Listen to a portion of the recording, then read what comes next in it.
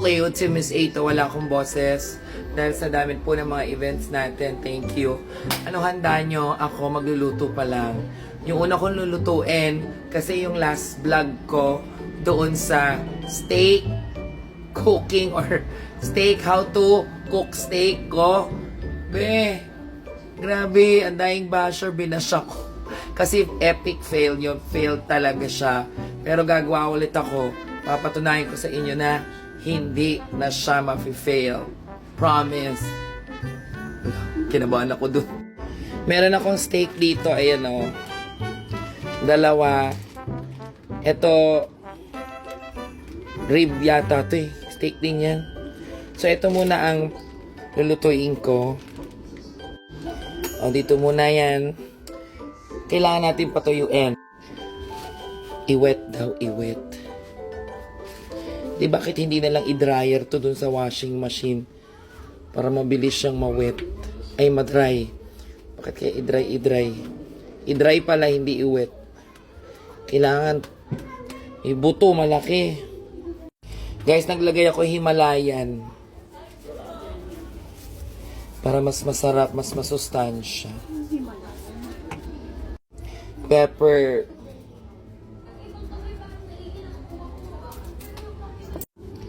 Baliktarin natin. Salt. And pepper. Pwede na yan. Rab.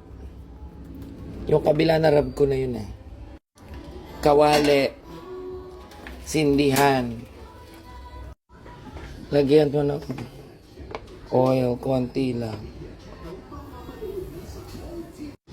Coconut oil yan ah. At wala talaga akong boses. Ilagay na natin ang steak. Ang taba ng steak ko. Ako nang bahala kung kailan ko yan babaliktarin.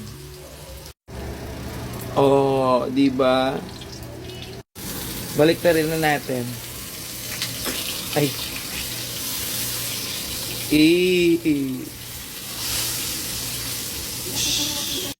Sana ma-perfect ko na to ngayon para yung mga basher hindi na ako i-judge. Baliktarin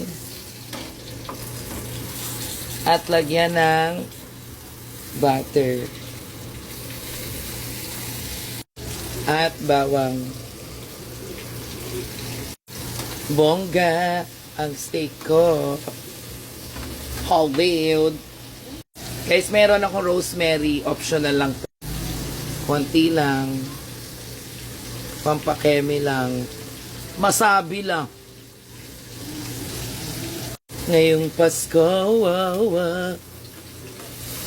diba? Sarap. Excited na ako. Diba? Luto na. Okay na yan. Oh. 1, 2, 3. Sharon. Eto na ang the moment of truth.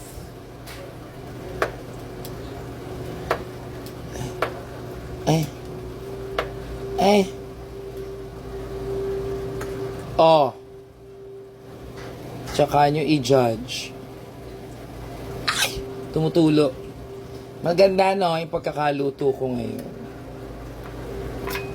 Oh, diba? So tender.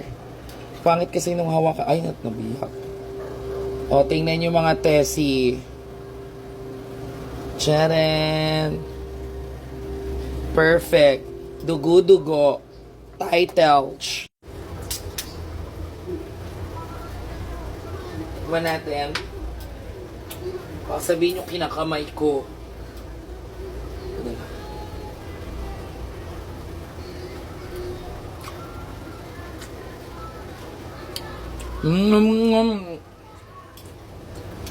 Mas carry siya ngayon. Oh, okay na yun. Hindi na kayo magbabar. Sarap. Iwain ko lang maayos. Guys, eto na yung steak ko. Merry Christmas and a Happy New Year! Kain na kami ni Muda. Sarap nito, te. Tingin mo. Kakamayin ko na, inggitin ko kayo. Mas okay siya, promise. Kesa nung una, pang restaurant. Merry Christmas!